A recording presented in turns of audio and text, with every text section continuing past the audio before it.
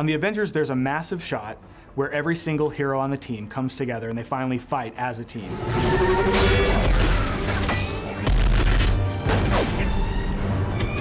The great thing about the tie-in shot, where all the Avengers are working together to battle the aliens, is that it used 4 different virtual New York locations that we had to tie in together as Iron Man's flying between them.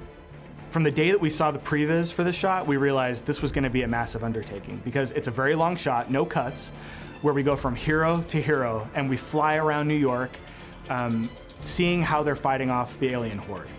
In some cases, we've got an actor on a set, a partial set with blue screen behind them. But a lot of these characters were CG, like Iron Man and the Hulk, and all the aliens they're fighting, of course, and New York was CG behind them. We had 2 location leads that went around Manhattan, in both Midtown and Lower Manhattan, and filmed 1,200 different locations that allowed us to build up our virtual New York. Those images are then stitched together to create what people are usually referred to as a panosphere, or a panoramic image of that location.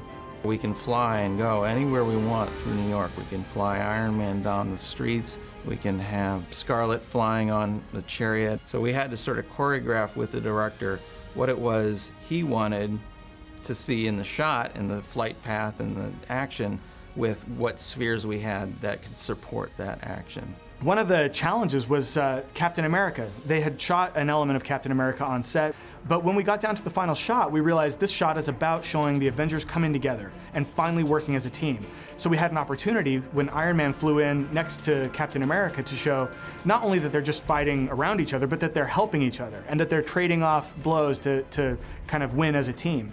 And to do this, we realized we had to change Captain America's motions, which meant that that went from a blue screen plate of Captain America to an all-digital human. And so luckily we had taken our Captain America digital double to a point where that could be done. So because the shot was so massive, we had to break it into sections so that we could give each section to separate groups of artists and work on them as though they were a single shot.